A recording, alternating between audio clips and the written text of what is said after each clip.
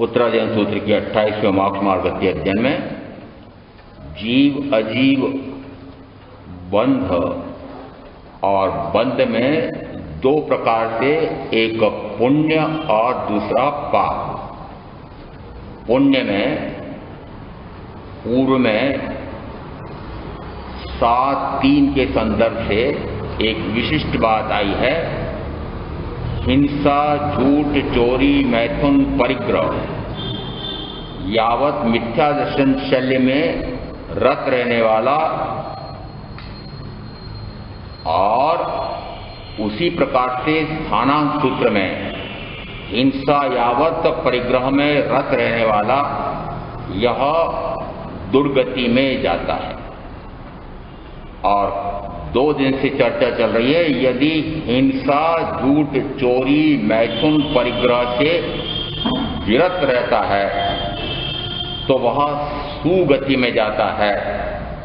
और उसमें चर्चा प्रारंभ हुई थी कि स्थानांक सूत्र में और व्याख्या प्रज्ञप्ति सूत्र में तो समान है, परंतु प्रश्न व्याकरण सूत्र में आ गया कि वह हिंसा के स्थान पर अहिंसा संवर द्वार में पहुंचता है।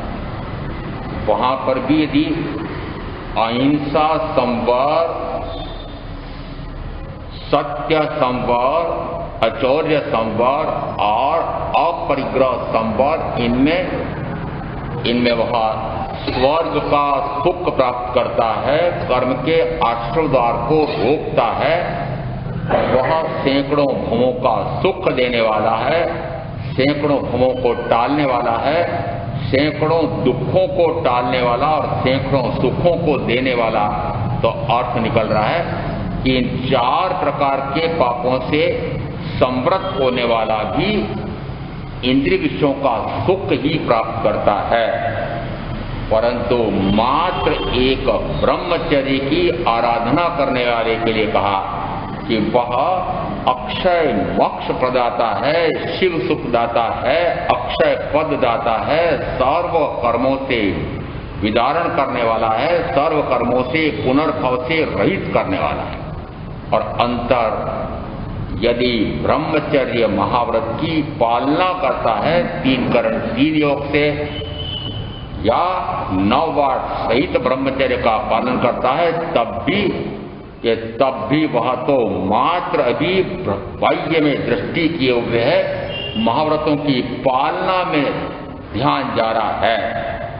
इसलिए वह अशुभ से शुभ में आकर के पुण्य का बंध कराने वाला, यदि उसके स्थान पर ब्रह्म अर्थात शुद्ध आत्मा और शुद्ध आत्मा की जैसी चर्या सिद्ध आत्मा की जैसी चर्या होती है वैसी चर्या हो जाए, वह ब्रह्मचर्य, और उस ब्रह्मचर्य से अक्षय पद की प्राप्ति होती है। आगे एक और समवायांग सूत्र में 5वें समवाय में आया, यदि वह हिंसा, झूठ, चोरी, मैथुन, परिग्रह इन 5 पापों से विरत होता है तो वह निर्जरा के स्थान पर आ जाता है। निर्जरठाणा गंजहा भक्ता, यहाँ 5 जो निर्जरा के स्थान का है। अंतर देखना, व्याख्या प्रज्ञप्ति सूत्र के 7:3 में, स्थानांक सूत्र के 5वें स्थान में, 10वें कालिक सूत्र में, उत्तरायण सूत्र में इनको मात्र देव गति के सुख कहा। प्रश्न व्याकरण सूत्र में कहा इन 5 पापों से तो संवृत हो रहा है, परंतु वह पुण्य में आ रहा है। और फिर यहां कहा कि यह अब निर्जरा के स्थान पर आ जाता है। यदि 5 व्रत या महाव्रत धारण करता है तो ये भिन्न भिन्न आगमों में भिन्न भिन्न प्रकार का संदर्भ देकर के बताया कि अर्थ कैसे निकल रहा है। ऐसा नहीं लगता है कि विरोधाभासी है। यदि भगवान की वाणी माने तो विरोधाभासी हो नहीं सकती, आगम भी विरोधाभासी नहीं हो सकते। कोई न कोई विशिष्ट अर्थ आ रहा है और विशिष्ट संगति कैसे बिठाएं, क्योंकि संगति ऐसे व्यक्ति है कि जिस समय वह इन व्रतों की पालना करता है तो फल कुछ और है, और जिस समय इनकी आराधना करता है तो फल कुछ और है। अंतर कहाँ आ रहा है कि महाव्रतों की पालना बाह्य में होती है। जिस समय मैंने संकल्प लिया संयम के समय कि मैं अब त्रस और स्थावर किसी भी जीव की हिंसा विराधना 3 योग से जीवन पर्यंत के नहीं करूंगा, उस समय सारा पुरुषार्थ, सारी प्रवृत्ति मात्र बाह्य में जिस समय मैं गमन करूं, जिस समय बोलूं, जिस समय आहार लूं, जिस समय वस्त्र पात्रादि उठाऊं रखूं और परिस्थापना करूं, तब मैं किसी जीव की हिंसा विराधना न कर बैठूं। प्रवृत्ति कहां हो रही है? बाहर के भीतर? बाहर अशुभ हो रही है कि शुभ हो रही है? प्रवृत्तियां 2 प्रकार की होंगी। एक अशुभ होगी, हिंसा से लगा करके मिथ्या दर्शन चलने तक की पाप का। दूसरी होगी शुभ, और शुभ में कहा अन्न पुण्य से लगाकर नमस्कार। तीसरा यहां तक आ गया कि यदि वह हिंसा से परिग्रह इनसे विरत होता है तब भी वह अशुभ से शुभ में आ रहा है, क्योंकि अभी प्रवृत्ति हो रही है बाह्य में, दूसरे जीवों की हिंसा विराधना ना हो जाए।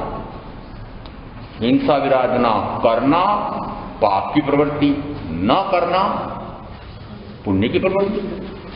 इसका अर्थ हुआ ये जो भिन्न भिन्न आगमों में भिन्न भिन्न संदर्भ अलग अलग परिणाम दे रखे हैं, फल अलग अलग आ रहे हैं, तो उसका कारण है कि कैसे कर रहे हैं। जिस समय मैं गमन करता हूं तो दिन में तो देख करके चलूं और रात में उगा फिरा करके चलूं, तो दृष्टि बाहर है कि आत्मा पर है, अपने आप पर है। बाहर चाहे कितनी ही कड़ी क्रिया पाल लो, कितनी कड़ी, 5 महाव्रतों में किसी भी प्रकार का अतिचार दोष न लगे, और ऐषणा समिति में इतना ध्यान रखूं कि जरा सी कहीं भी संगठे की ऐसी बात हो जाए तो तुरंत वापस लौट जाऊं। इतनी कड़ी क्रिया करते हुए इन 5 महाव्रतों का पालन करता हूं तो देवगति का सुख मिलेगा, मोक्ष। लो, ये अंतर क्यों आ रहा है? अंतर इसलिए आ रहा है कि जिस समय इन 5 प्रकार के महाव्रतों की आराधना, ये अंतर समझो, शब्द का अंतर बड़ा महत्वपूर्ण है। पालना बाह्य में है, आराधना अंतर में है। जिस समय अहिंसा की पालना होती है उस समय कहा प्रवृत्ति है। जिस समय अहिंसा धर्म प्रकट हो जाए, ऐसी आराधना होती है, उस समय कहा वह शुद्ध धर्म, आत्मा का स्वरूप प्रकट होता है। और आत्मा का स्वरूप प्रकट होता है, इसलिए उसको कहा अहिंसा परम धर्म। वहां अपने भाव प्राणों की रक्षा रूप कार्य हो रहा है, तो वह तो कार्य नहीं है, क्रिया नहीं है, प्रवृत्ति नहीं है, वह उस समय अपने आप में लीन होता है। और अंतर समझना, जिस समय मैं ऐसा कोई भी शुभ या अशुभ कार्य क्रिया प्रवृत्ति ना करूं, उस समय क्या होगा कि जिन क्षणों में, जिस काल में कोई भी शुभ या अशुभ की कार्य क्रिया प्रवृत्ति ना करना, क्या होगा? उस समय होगा शुद्ध स्वभाव में रमणता। जिस समय शुद्ध स्वभाव में रमणता होगी, उस समय 5 महाव्रतों के पालन की आवश्यकता होगी। 5 महाव्रत का पालन कब? बाह्य में कोई प्रवृत्ति करूं तो कौन सी प्रवृत्ति? कि आहार लेने जाने की प्रवृत्ति करना है, विहार की प्रवृत्ति करना है, तो प्रवृत्ति करूंगा उस समय मुझे ध्यान रखना है कि किसी जीव की हिंसा विराधना ना हो। और जिस समय में अप्रमत्त आत्मस्थ स्वरूपस्थ आत्मा अपने आप में लीन हो जाऊं, रमणता करूं, तो फिर महाव्रत जरूरी नहीं है। वो पल रहे हैं कि नहीं? पल रहे हैं। पालने पड़ रहे हैं? पालने नहीं पड़ रहे हैं। पालने क्यों नहीं पड़ रहे हैं? कि जिस समय अप्रमत्त अवस्था में, सात्विक गुण स्थान में जिस समय जाता है, अप्रमत्त भावों में जाता है, लेश मात्र भी शुभ या अशुभ रूप प्रमाद नहीं है, उसको कहा अप्रमत्त भाव। वो जो अप्रमत्त अवस्था में जिस समय जाता है, उस समय 5 महाव्रत और 5 समिति और 3 गुप्ती बाह्य से पालने की आवश्यकता नहीं है, क्योंकि वो तो स्वतः पलती हुई दिखाई दे। ये प्रवृत्ति जब करते हैं उस समय 5 महाव्रत और 5 समिति का ध्यान रखना पड़ेगा। परंतु जिस समय प्रवृत्ति के स्थान पर निवृत्ति में चला जाऊं तब, निवृत्ति किसे का? एक प्रवृत्ति है अशुभ, एक प्रवृत्ति है शुभ, और एक अब ऐसी प्रवृत्ति है कि जिसमें प्रवृत्ति तो है परंतु निवृत्ति मूलक है। प्रवृत्ति तो है परंतु निवृत्ति मूलक है। कौन सी प्रवृत्ति? अहिंसा, सत्य, अस्तेय, ब्रह्मचर्य और अपरिग्रही की प्रवृत्ति है। परंतु अप्रवृत्ति कैसी है? कि मैं इन सारे शुभाशुभ से निवृत्त हो जाऊं, उसको कहा निवृत्ति मूलक प्रवृत्ति। आपकी प्रवृत्ति कैसी है? निवृत्त होते जा रहे हैं? निवृत्त होते जा रहे हैं क्या? जो प्रवृत्ति आप कर रहे हैं वो प्रवृत्ति की और छोड़ी, निवृत्त नहीं, अंतर है। यदि आपने 48 मिनट के लिए सर्व सावधियों की क्रिया कार्य प्रवृत्ति से परे होने का संकल्प लिया, फिर क्या करते हैं? 48 मिनट में क्या करते हैं? माला फेरी। क्या कर रहे हैं? क्रिया है? नहीं है? और माला फेरना शरीर की क्रिया हो रही है कि नहीं? मन का मनन हो रहा है क्या? वचन का बोलना हो रहा है क्या? हाँ, शरीर की क्रिया हो रही है। प्रवृत्ति प्रतिक्रमण कर रहे हैं। प्रवृत्ति है कि नहीं? उठना बैठना बोलना प्रवृत्ति। फिर वो प्रवृत्ति करके उसमें निवृत्त होकर के ध्यान में लीन हो रहे हैं? नहीं। इसका अर्थ है कि यदि संयमी की जो प्रवृत्ति है वो प्रवृत्ति निरंतर उस शरीर के साथ जुड़ी हुई होने के कारण से अब वह उस शरीर की प्रवृत्ति से ही निवृत्त हो जाना चाहता है, क्योंकि यदि आहार लेने जाना है तो आहार लेने जाने में उसको 10 जीवों की, स्थावर कायिक जीवों की हिंसा होती है, तो अब उस हिंसा की प्रवृत्ति मूलतः तो वो करना ही नहीं चाहता, परंतु फिर भी आहार लेने जाना पड़ रहा है। इस कारण से बाह्य में उन जीवों की हिंसा विराधना ना हो जाए, ध्यान रखना पड़ रहा है।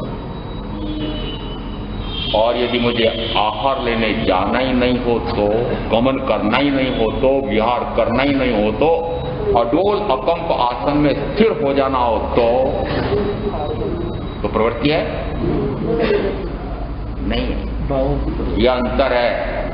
और इसीलिए कहा कि यदि अब उसने 5 प्रकार के महाव्रतों को ग्रहण कर लिया है तो समवायन सूत्र कहता है कि अब वह निर्जरा के स्थान पर है। निर्जरा भी नहीं प्रारंभ हुई है। आगमों में एक बड़ा विचित्र उल्लेख आया, जिस समय शिष्य आहार लेके आया और आहार करके और थोड़ा सा खूंटी तान करके, आपके यहाँ कहा जाता है घोड़े बेच करके, हमारे यहाँ कहा खूंटी तान करके, वो खूंटी तान करके जैसे शिष्य सोया उसी समय गुरु ने कहा, अरे क्या कर रहे हो, ध्यान करो, स्वाध्याय करो। गुरु महाराज 5 महाव्रत ले लिए हैं, घर बार परिवार सबका परित्याग कर दिया है, बहनों की हिरणमग्नि 4 की बहनों की बड़ी कृपा है कि इतना बढ़िया भोजन दिया है, और अब थोड़ा सा भोजन मिला है तो थोड़ा विश्राम कर लेना ना, और अब क्या मुझसे चाहते हो? क्या हो रहा है? निर्जरा का कार्य हुआ? नहीं हुआ। क्या निर्जरा के स्थान पर आ गया कि नहीं? निर्जरा के स्थान पर तो आ गया। निर्जरा के स्थान पर क्यों आ गया? कि जिस समय सर्वस्व का परित्याग कर दिया, हिंसा यावत मिथ्या दर्शन शल्य इन 18 प्रकार के पापों का परित्याग कर दिया, पाप की सर्व प्रवृत्ति से परे हो गया, और उसके बाद में पुण्य की प्रवृत्ति भी मुझे कुछ नहीं करना, पुण्य का कार्य मुझे करना ही नहीं, मात्र मुझे अब समृत हो जाना है, शुभाशुभ भावों से समृत हो जाना है, और अब कर्म का यदि उदय आए उस समय में आत्मा में लीन हो जाऊं। ऐसा पुरुषार्थ करना महाव्रती के लिए सरल है कि नहीं? कोई जंजाल है? फिर कहां जा सकता है कि सीधे आत्मध्यान में लीन हो सकता है? इसलिए कहा कि 5 महाव्रत रूप संयम लेने से वह निर्जरा के स्थान पर उत्तरोत्तर बढ़ता जा रहा है, और उस स्थान पर जाकर के तो खड़े हो जाओ। यदि गंगा नदी आप भी गए हों और जैसे तट पर खड़े रहे और वापस लौट आए, फिर क्या हुआ? प्यास बुझी? प्यास बुझी क्या? नहीं बुझी। क्या अर्थ निकला? कि 5 महाव्रत तो ले लिए, किसके लिए लिए? किसके लिए लिए? दृष्टांत से नहीं समझे। अरे गंगा नदी के तट पर क्यों पहुंचे थे? प्यास बुझाने के लिए, पानी पीने के लिए। यदि मैंने महाव्रत लिए हैं तो किस उद्देश्य से लिए हैं? कि आत्मामृत का पान करने के लिए। तो आत्मामृत का पान तो करो नहीं, और विषयों का पान करूं, और फिर धन वैभव परिग्रह इकट्ठा करने के लिए मेरे भक्तों का भला करूं, तंत्र बताऊं, मंत्र बताऊं, यंत्र बताऊं, ज्योतिष बताऊं, उनके काल सर्प योग आ गया तो उसके लिए उनके मिटाने का कार्य करूं। नदी के तट पर गया प्यासा, समझ में आया? क्या समझ में आया?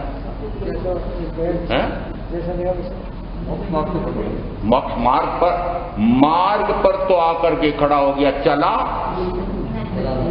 चला नहीं।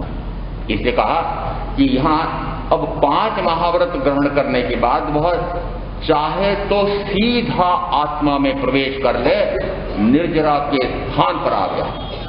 अब आत्मा में प्रवेश करेगा अर्थ है कि मात्र स्वाध्याय, वाचना, प्रचना, पर्यटना, अनुप्रेक्षा करके ध्यान में लीन हो जाए। ऐसा नहीं कि जिस समय अर्जुन माली अणगार ये भी 5 महाव्रत ग्रहण करके फिर वहां राजगृह के चौराहे पर जाकर के खड़े हो गए। अब यहां आपको लग रहा है कि वे निर्जरा के स्थान पर आकर के खड़े हो गए, और निर्जरा हो रही है क्या? हो रही? नहीं हो रही। निर्जरा हो रही। कैसे हो रही है? लोग फेंकने संभाव रखा। कैसे हो रही है? कि जिस समय वे संयम ग्रहण करके और फिर चौराहे पर खड़े हुए हैं, उस समय इसी भाव में कहो कि पूर्व के भाव में कहो उपार्जित किए हुए वे कर्म, और उनमें से अभी मुख्यतः कौन सा कर्म उदय में माने कि तीव्र से तीव्रतम असाता वेदनी कर्म का उदय आ गया। कैसे पता लगा? आपको पता लग रहा कि कैसे पता लगा? कर्म उदय में आ गए, कैसे पता लगा? कि जिस समय जिस राजगृह नगरी के 1141 व्यक्तियों की हत्या कर दी थी, वे नगरी के लोग उन्हीं के बीच में जाकर के खड़े हो जाएंगे तो कचुमरनी निकाल देंगे। कर्म का उदय मोल लेने गए, फिर कर्म का उदय आया, फिर जिस समय कर्म का उदय आया उस समय उन्होंने क्या किया? निर्जरा हुई क्या? पहले मैं परिणाम पहले पूछ रहा हूं, निर्जरा हुई कि नहीं? क्या करने से हुई? कुछ ना करने से। इतना अभी समझाया। ना मुझे कोई शुभ प्रवृत्ति में जाना है, ना मुझे अशुभ प्रवृत्ति में जाना है, ना मुझे ये 5 महाव्रतों 5 समितियों का पालन करना, मुझे तो कुछ नहीं करना, कुछ नहीं करना। जिस समय चौराहे पर जाकर के और ध्यानस्थ हो गए, अब क्या कर रहे हैं? कोई बोलता संभाव में थे, कोई कहते सहन कर रहे थे, और मैं कहता कुछ नहीं कर रहे थे। न शुभ। यदि समभाव से सहन करना शब्द हो तो कहा जाएगा पुण्य। 4 प्रकार के जो कारण बताए थे कि जिससे मनुष्य भाव की प्राप्ति होती है, उस समय यदि कोई भूख सहन करे, प्यास सहन करे, गर्मी सहन करे, सर्दी सहन करे और अन्य की मार सहन करे तो उससे क्या बंधा? पुण्य। यदि आपने अभी उत्तर दिए, बड़े जोर शोर से उत्तर देते, उस समय वो समभाव से सहन कर रहे थे, पुण्य बांध रहे थे। सहन करना क्या हुआ? पुण्य का बंध। क्रिया है ना सहन करना। अगर सहन कर रहे थे तो क्रिया हुई ना, सहन करने की क्रिया। प्रतिकार करके वापस उन पर गुस्सा करने की क्रिया अशुभ, और सहन करने की क्रिया शुभ। अरे प्रवृत्ति से निवृत्त हुए क्या? अशुभ प्रवृत्ति से तो निवृत्त हो गए, परंतु शुभ प्रवृत्ति के लिए कोई कार्य कर रहे हैं, शुभ प्रवृत्ति कर रहे हैं? करना ही नहीं पड़ता। नहीं, शुभ प्रवृत्ति नहीं कर रहे हैं। जिस समय कोई शुभ और अशुभ प्रवृत्ति कार्य क्रिया ना हो, उस समय यदि कोई कर्म उदय में आया है तो मुझे उस कर्म के अनुसार कोई प्रवृत्ति करनी ही नहीं। बंध, संवर, निर्जरा एक साथ ढूंढना। जिस समय कोई कर्म का उदय आकर के मुझे शुभ या अशुभ भाव में ले जाना चाहता है, यदि जाए तो बंद, न जाए तो संवर। और यदि जो कर्म का उदय कार्य या क्रिया या प्रवृत्ति शुभ या अशुभ उसमें ले जाना चाहता है और वह न जाए तो वो जो कर्म ने आकर के फल दिया, उस कर्म का क्या हुआ? निर्जरा हुई कि नहीं? कर्म ने आकर के फल दिया और शुभ या अशुभ कोई भी कार्य क्रिया प्रवृत्ति नहीं की तो फिर क्या करने से हुई निर्जरा? अप्रमत्त, मात्र स्वरूपस्थ, मात्र आत्मस्थ, मात्र आत्म रमणता, मात्र ज्ञाता, मात्र दृष्टा। जिस समय मात्र ज्ञाता, मात्र दृष्टा, ऐसा मेरा स्वभाव है। ये कब तय होता है? वो कहाँ है कि तुम्हारा परीक्षा ले लिया करो हर 15 दिन में? कौन थे? हाँ, अभी इनकी परीक्षा ले रहा हूं। ये जिस समय, ये अभी कहा था मैंने कि ऐसा भाव कहाँ प्रारंभ होता है? ऐसा मैं मात्र ज्ञायक हूं, ऐसा कब तय होता है? मैं न शुभ कर सकता हूं न अशुभ कर सकता हूं, कार्य क्रिया प्रवृत्ति मेरा स्वभाव ही नहीं है। मैं तो मात्र ज्ञायक हूं। अपने आप को जानना पर जानने में आए तब भी वह पराया है, ऐसा जानने में आता है। मात्र अपने आप को जानना, ऐसा ज्ञायकत्व ही मेरा है और कुछ भी मेरा नहीं है। ऐसा कौन से गुण स्थान पर होता है परीक्षा? 13वें और 10वें और 7वें और सब अनुत्तीर्ण। चौथे गुण स्थान पर आता है तब तय। चौथे गुण स्थान पर आता है तब तय होता है कि मैं मात्र ज्ञायक स्वरूपी आत्मा हूं, जानना मेरा स्वभाव है और जानने के साथ में और जो भी करता हूं वह विभाव है, वैभाविक परिणमन है। और अनंत काल से मैं ये वैभाविक परिणमन करते करते ही कर्म का आश्रय बंद करके जन्म मरण का अनंत दुख पा करके आया हूं। अब मुझे विभाव में जाना, अब मुझे न शुभ में जाना है न अशुभ में जाना है। मैं तो शुद्ध स्वरूपी हूं, मैं तो वीतराग स्वरूपी हूं, मैं तो सिद्ध समान हूं। ऐसा जिस समय निर्धारण होता है उस समय चौथा गुण स्थान, 13वां। कौन सा गुण स्थान? और यदि ऐसा हुआ हो तो मानना कि चौथा गुण स्थान आ गया है। जिस समय ऐसा स्वभाव प्रकट होता है, चाहे वह स्वभाव कुछ समय के लिए हो।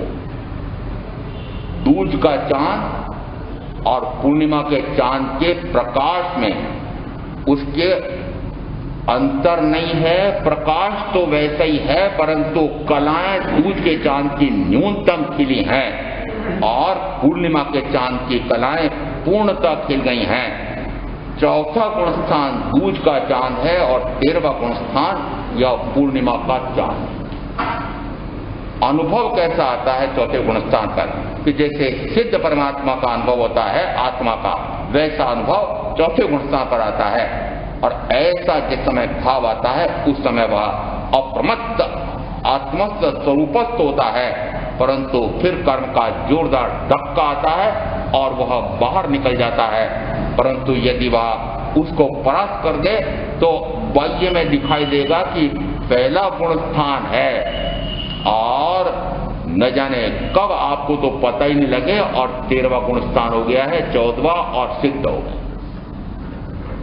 बाह्य में दिखाई दे रहा है पहला गुण स्थान। वल्कलचारी भिन्न लिंगी हैं। जिस समय तीर्थंकर महावीर के पास आत्मस्वरूप और तत्व स्वरूप समझने के लिए आकर के और खड़े होते हैं और प्रश्न पूछते हैं, तीर्थंकर परमात्मा आत्मा का स्वरूप फरमाते हैं।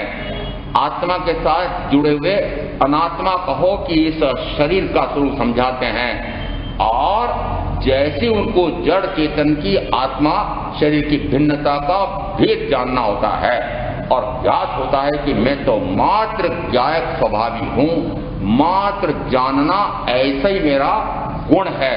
अब मात्र जानना, कोई क्रिया न कोई प्रतिक्रिया, न कोई शुभ न कोई अशुभ, न कोई संकल्प न कोई विकल्प, न कोई ऊहा न कोई पोह, न कोई विचार, कुछ नहीं। और निरंतर उसी प्रकार के स्वभाव में रमणता करते करते केवल ज्ञान और उसी समय आयुष का काल पूरा हो रहा था तो सिद्ध हो गए, बुद्ध हो गए, मुक्त हो गए। बाहर में कैसे दिखाई दे रहे हैं? पहले गुण स्थान। बाहर में कैसे दिख रहे हैं? समझ में आया कैसा होता है? चौथे गुण स्थान में जो आत्मा का आस्वाद आता है, अपूर्व आनंद आता है, वह अपूर्व आनंद जैसा 13वें गुण स्थानवर्ती या 14वें गुण स्थानवर्ती या सिद्ध परमात्मा का होता है, वैसे ही अनुभव आता है। और वह अनुभव टिका रह जाए तो 13वां गुण स्थान। पुरुषार्थ करो कि कैसे वह अधिक से अधिक आत्मा में रमणता का पुरुषार्थ। जिस समय 5 महाव्रत ग्रहण करता है, हिंसा, झूठ, चोरी, मैथुन, परिग्रह, इन 5 पापों से वह सर्वतः 3 करण 3 योग से जीवन पर्यंत के लिए निवृत्त होता है। उस समय कहा कि वह निर्जरा के स्थान पर आ जाता है। निर्जरा न करे तो निर्जरा के स्थान पर आ गया, और निर्जरा न करे तो निर्जरा का निमित्त आए और क्रिया प्रतिक्रिया कर ले तो गया आश्रम में, बंद में। इसका अर्थ है कि स्थान पर आ जाना महत्वपूर्ण नहीं हुआ, 5 महाव्रतों का ग्रहण कर लेना वह महत्वपूर्ण नहीं हुआ, सामयिक पाठ्य गिन करके ग्रहण कर लेना वह महत्वपूर्ण नहीं हुआ।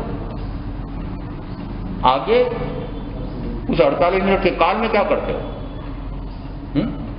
क्या करते हो? बताऊं ये क्या करते हो?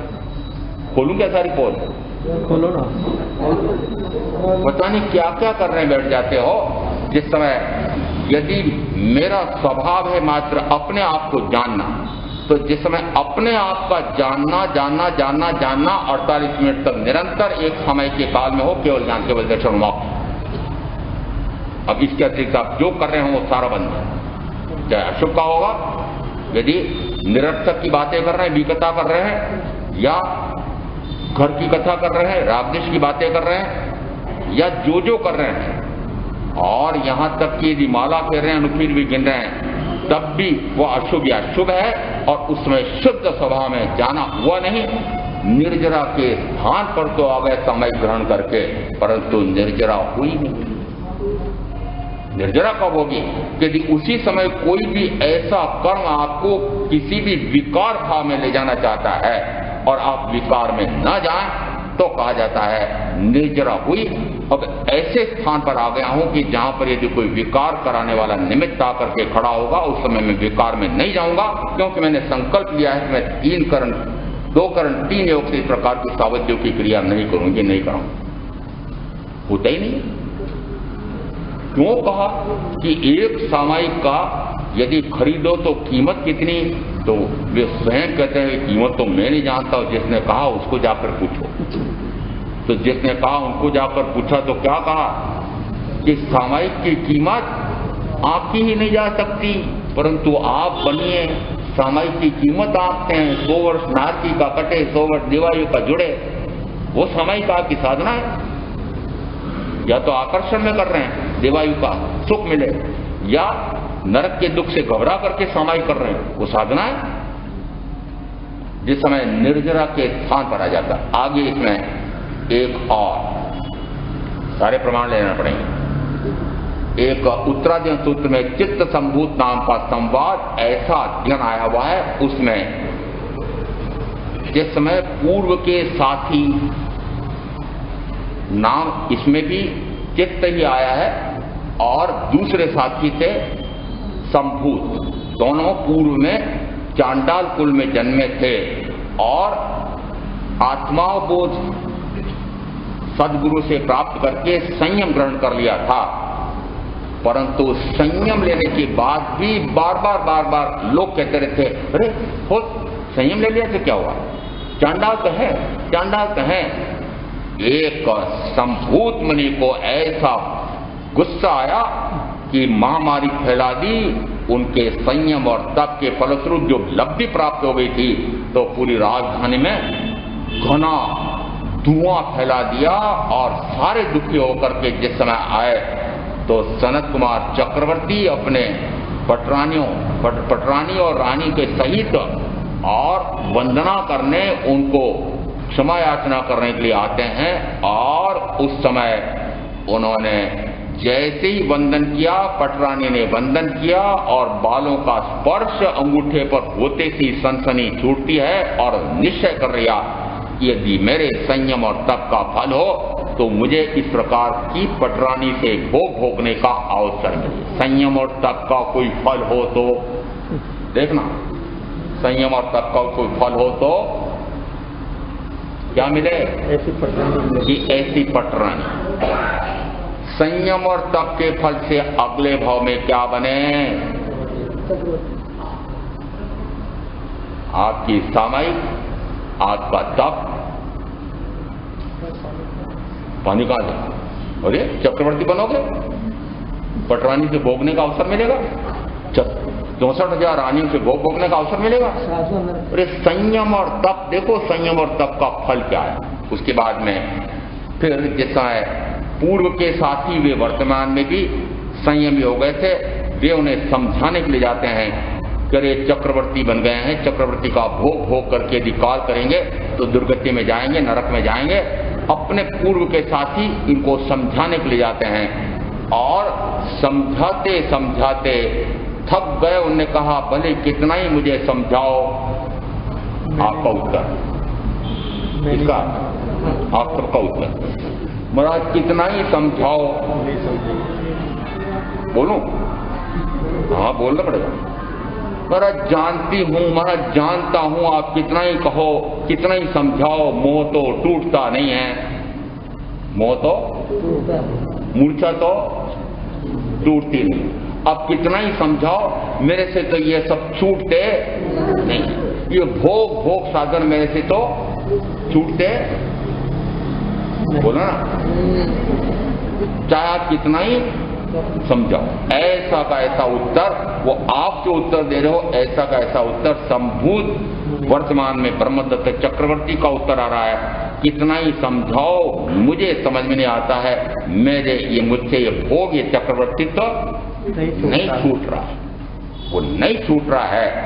इसका अर्थ जैसे उन्होंने कहा कि अरे हमने तुमने दोनों एक जैसी साधना की थी, तुमको ये कुछ रिद्धि सिद्धि नहीं मिली क्या? तुम इस प्रकार से भिक्षु बनकर के, भिखारी बनकर के घूमते फिर रहे हो, मुझे तो इतनी रिद्धि सिद्धि मिली है। तो उस समय वे चित्त मुनि क्या कहते हैं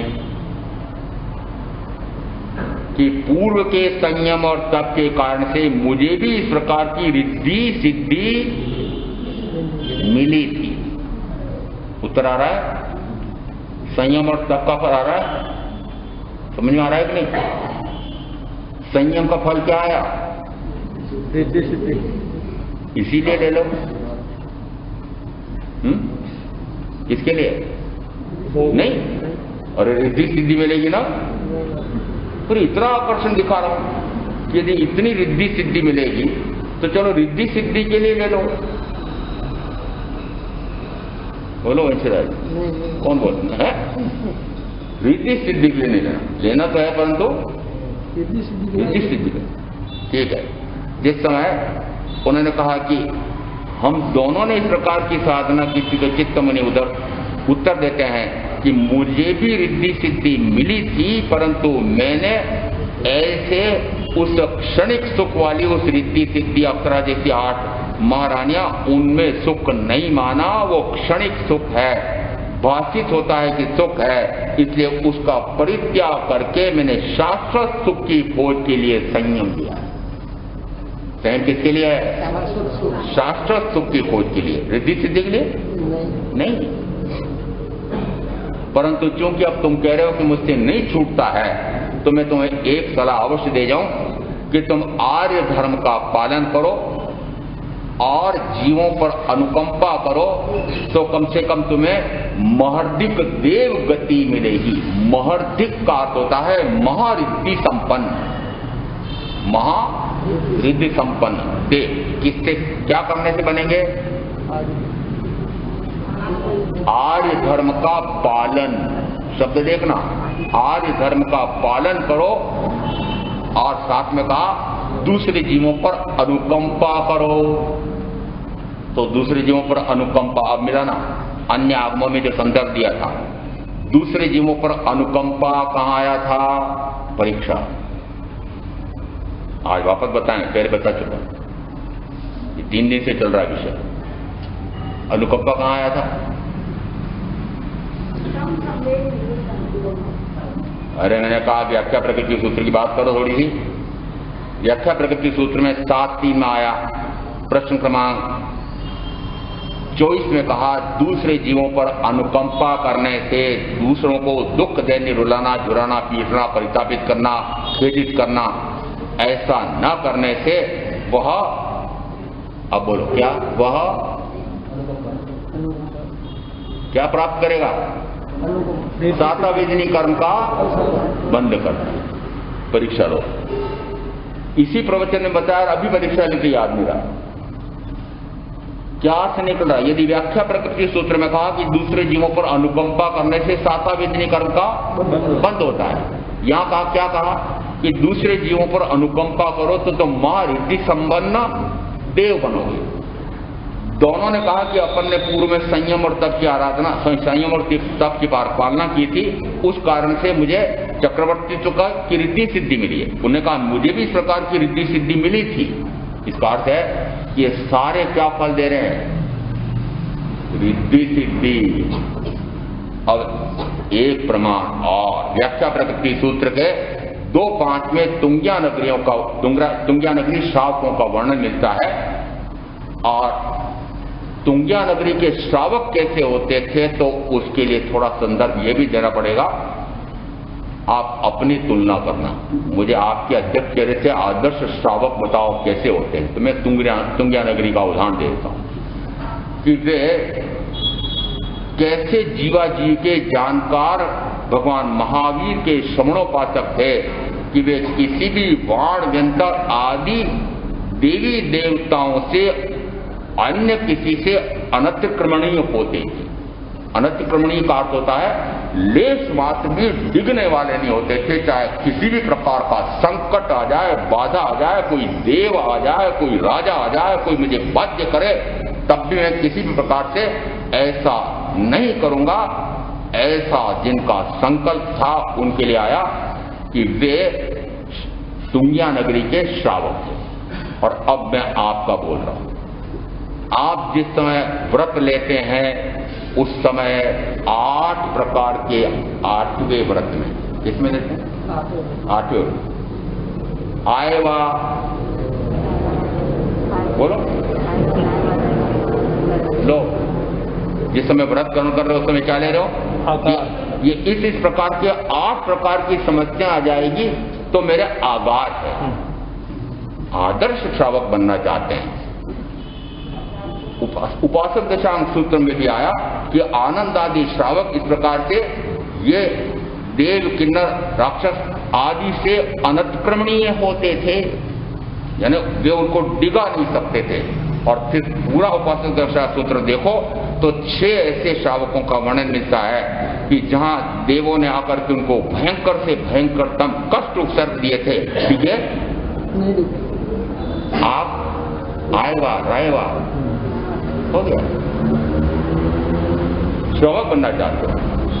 फिर कहा कि जिस समय वे तीर्थंकर महावीर उनके यहां पर समूह शरण में जाते थे तो वे नंगे पांव जाते थे। सारे भाई बहन अपना अपना लगाने लेखा ऐसे आते ना, महाराज नंगे पांव तो आती हूं परंतु कार में बैठ के आती हूं। नंगे पांव आते हैं, नंगे पांव आते हैं। क्यों? क्योंकि वहां जाकर के सामायिक का वस्त्र बदलना, तो सामायिक का वस्त्र घर में बदल देंगे और फिर भाई क्या करेंगे? हाँ बेटा जरा रथ निकालना, फिर बेटा या चालक सारथी रथ निकालेगा और फिर कहां सवार होंगे?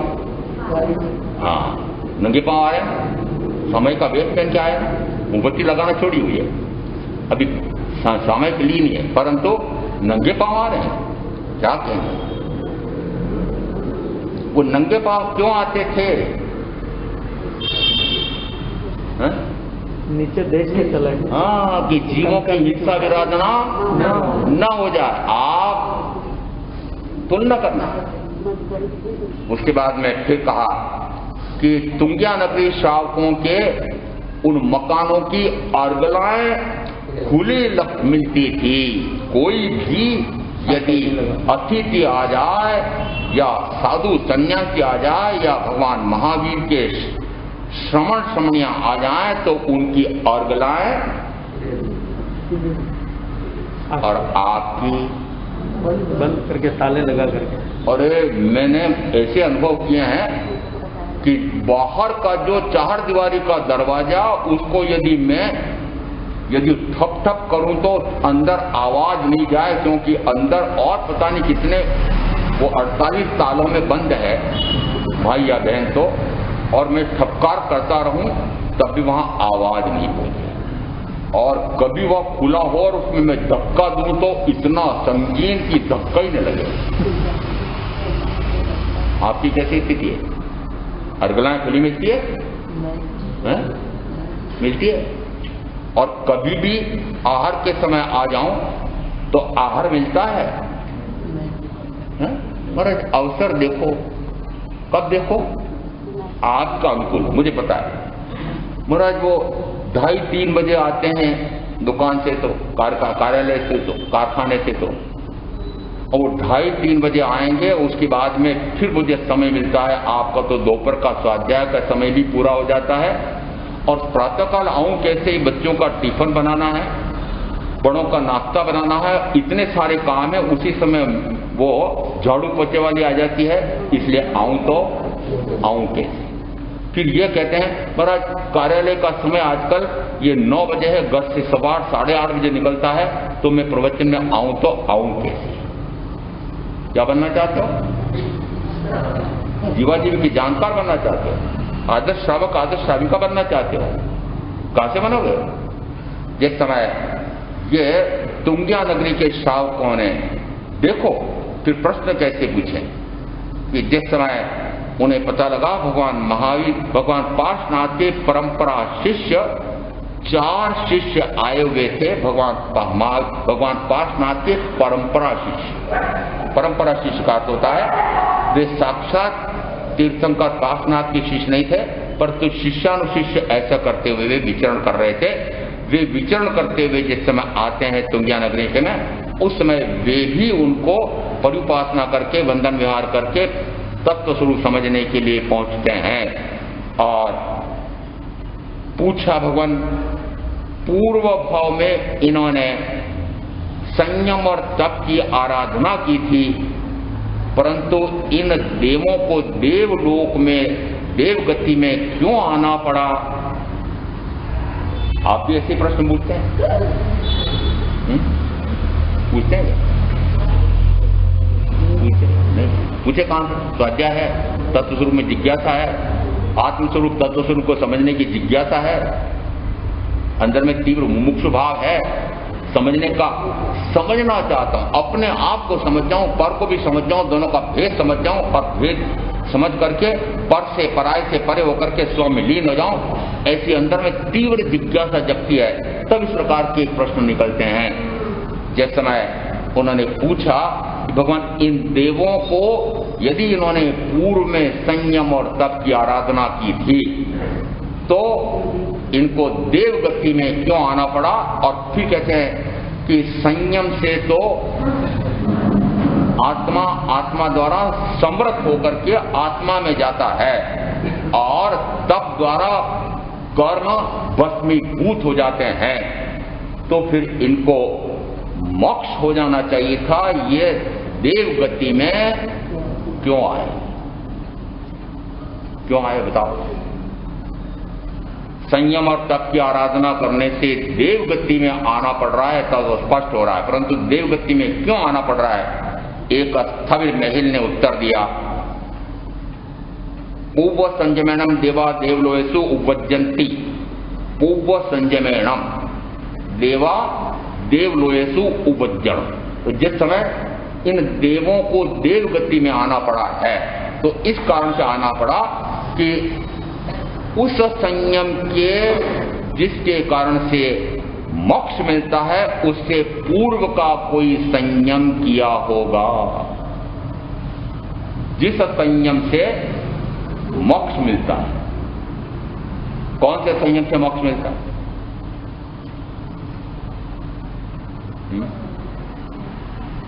अब हमारे आपके सबके प्रतिनिधि कहते हैं आपकी प्रवचनों में पुनरावृत्ति आती है, यदि पुनरावृत्ति न करें 100 बार बता दो और तब भी इनको याद नहीं आए तो वापस पूछना पड़ेगा, बोलना पड़ेगा कि नहीं मुझे? यदि मैंने पहले कहा था, याद है मुझे, ज्ञान दर्शन चारित्र का स्वरूप बताया था, उस समय कहा था, बहुत प्रारंभिक प्रवचन है, कि 5 महाव्रतादि रूप तो बाह्य में हों परंतु,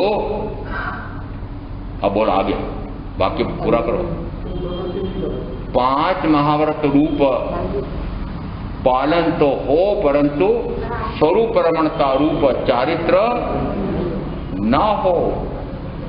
5 महाव्रत रूप चारित्र है कि नहीं है? पर क्या 5 महाव्रत रूप चारित्र यह मोक्ष बन रहा है? क्यों? स्वरूप रमणता नहीं हुई। ये बात कब से है सुनी हुई?